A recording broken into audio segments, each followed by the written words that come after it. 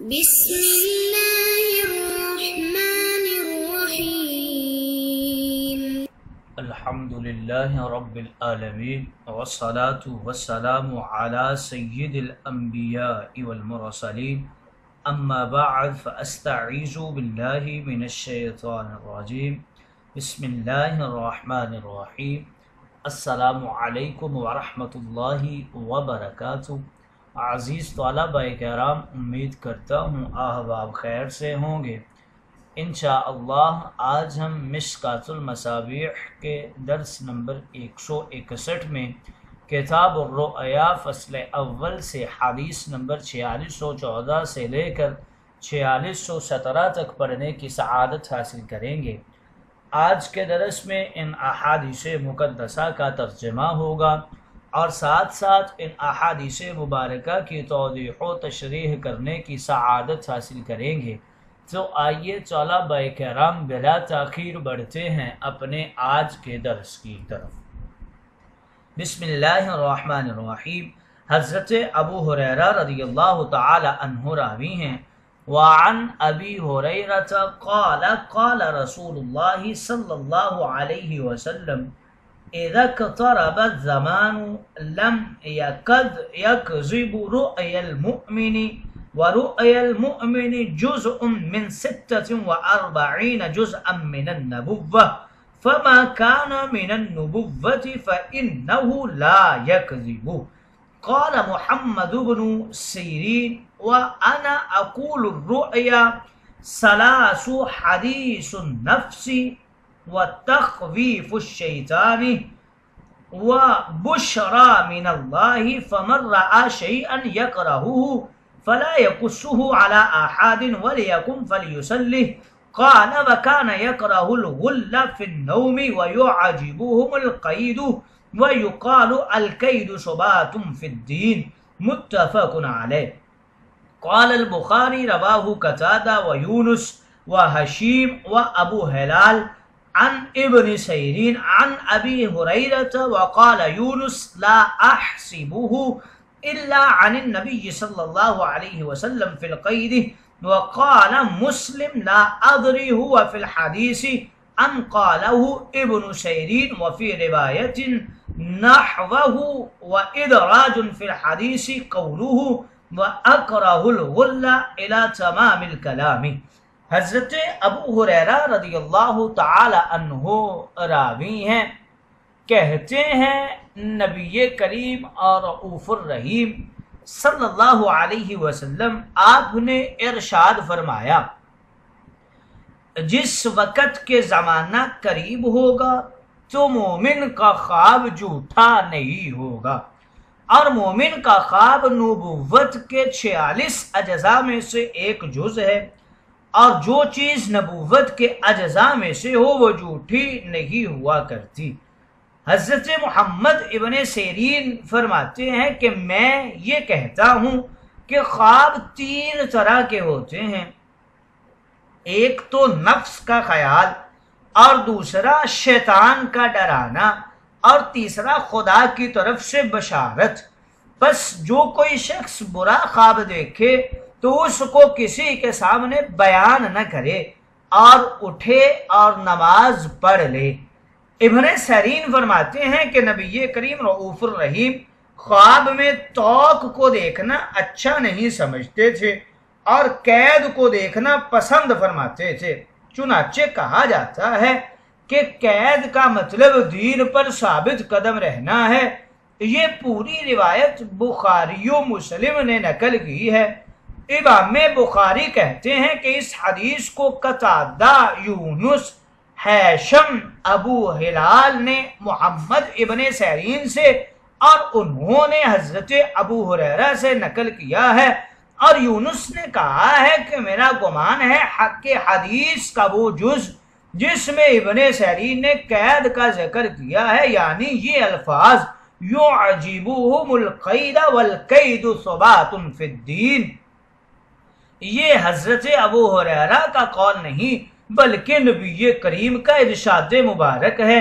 اور امام مسلم نے یہ کہا ہے کہ مجھے نہیں معلوم کہ وہ جز کے جس میں قید کے الفاظ ہیں تاجدار انبیاء کے الفاظ ہیں یا ابن سیرین کا اپنا قول ہے؟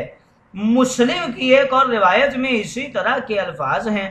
نیز مسلم نے بھی یہ کہا ہے کہ حضرت ابو ہریرہ یا محمد ابن سیرین نے حدیث میں ادراج کیا ہے بیت اور کہ انہوں نے کہا میں توق کو دیکھنا اچھا سمجھتا ہوں۔ گویا مسلم کے قول کے مطابق حدیث کا پورا آخری جز جو توق اور قید کے ذکر پر مشتمل ہے تاجدار انبیاء کا ارشاد نہیں بلکہ حضرت ابو ہریرہ یا محمد ابن سیرین کا اپنا قول ہے۔ نیز بخاری و مسلم کے ان اقوال کی روشنی میں قال وکان یکرہ کی ضمیروں کی حقیقت حال بھی منکشف ہو جاتی ہے کہ ان ضمیروں کو کس طرف راجع ہونا چاہیے۔ اذا اقترب الزمان، اس کا ایک مطلب یہ ہے کہ جب قرب قیامت کا زمانہ آ جائے تو مسلمانوں کو کثرت کے ساتھ سچے خواب آنے لگیں گے۔ چونکہ غیب کا پردہ اٹھنے والا ہوگا تو خواب بھی سچے ہوں گے۔ اس کا دوسرا مطلب یہ ہے کہ جب آدمی کی موت کا زمانہ قریب ہو جائے تو اس کے خواب سچے ہوں گے۔ تیسرا مطلب یہ ہے کہ جب زمانے میں دن اور رات کا وقت برابر ہو جائے اور زمانہ اعتدال میں آ جائے جس سے لوگوں کے مزاج میں بھی اعتدال آ جاتا ہے تو اس وقت خواب سچے آئیں گے، جس طرح صبح کے وقت کا خواب سچا ہوا کرتا ہے بھی معتدل زمانے کا خواب سچا ہوگا۔ اس حدیث کے عمومی الفاظ سے ایسا معلوم ہوتا ہے کہ مومن کے سارے خواب سچے ہوتے ہیں۔ اس بارے میں امام ابن سیرین نے کچھ وضاحت فرمائی ہے کہ سچا خواب وہی ہے جو اللہ تعالیٰ کی طرف سے ہو، ہر خواب سچا بھی نہیں اور جھوٹا بھی نہیں۔ پھر آپ نے خوابوں کی 3 قسمیں بیان فرمائی ہیں۔ قال، اس میں فاعل کی ضمیر ابن سیرین کی طرف لوٹتی ہے، وکان یقرہ میں ضمائر تاجدار انبیاء کی طرف لوٹتی ہیں۔ الغلہ عین پر پیش ہے، لام پر شط اور فتح ہے۔ توق کو غل کہتے ہیں۔ القید یہ کسی کو مقید کر لینا یعنی بیڑیاں ڈال دینا، اسے قید کہتے ہیں۔ اگلی حدیث مقدسہ کی طرف بڑھتے ہیں۔ حضرت جابر رضی اللہ تعالی عنہ راوی ہیں۔ وعن جابر قال جاء رجل الى النبي صلی اللہ علیہ وسلم فقال رأيت في المنام كأن رأسي قطع فقال فضحك النبي صلى الله عليه وسلم وقال إذا لعب الشيطان بأحدكم في منامه فلا يحدث به الناس، رواه مسلم۔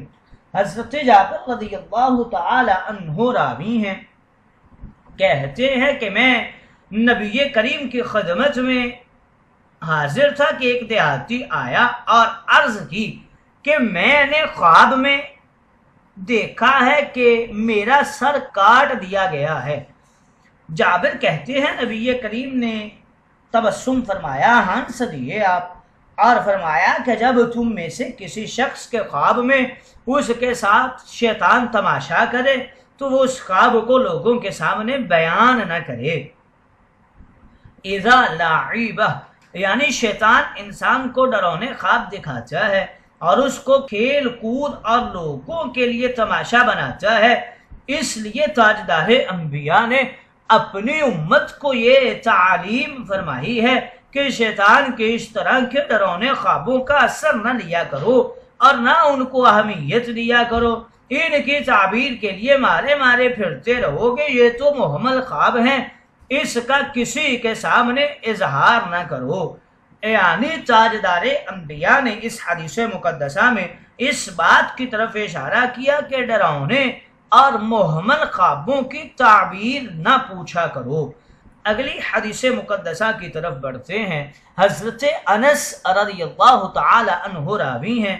وعن انس قال قال رسول اللہ صلی اللہ علیہ وسلم رأيت ذات ليلة فيما يرى النائم كأن في دار عقبة بن رافع فأوتينا برتب من رتب بن طاب فأولت أن الرفعة لنا في الدنيا والعاقبة في الآخرة وأن ديننا قد تاب. رواہ مسلم۔ حضرت انس رضی اللہ تعالی عنہ راوی ہیں، کہتے ہیں کہ نبی کریم نے فرمایا میں نے ایک رات کو ان چیزوں میں جن میں سونے والا دیکھتا ہے یعنی خواب میں دیکھا، گویا میں اور میرے صحابہ عقبہ بن رافع کے گھر بیٹھے ہوئے ہیں اور میرے سامنے تازہ کھجوریں لائی گئی جن کو رتب ابن طاب کہا جاتا ہے۔ چنانچہ میں نے اس خواب کی یہ تعبیر لی کہ ہمارے لیے دنیا رفعت و سربلندی ہے، آخرت میں نیک عاقبت یعنی اچھی جزا کا انعام ہے، اور یہ دین ہمارا اچھا دین ہے۔ یہ مسلم شریف کی روایت ہے۔ گویا اس حدیث مقدسہ میں خواب کی تعبیر کا ایک ضابطہ ذکر ہوا ہے، ان الرفعت لنا۔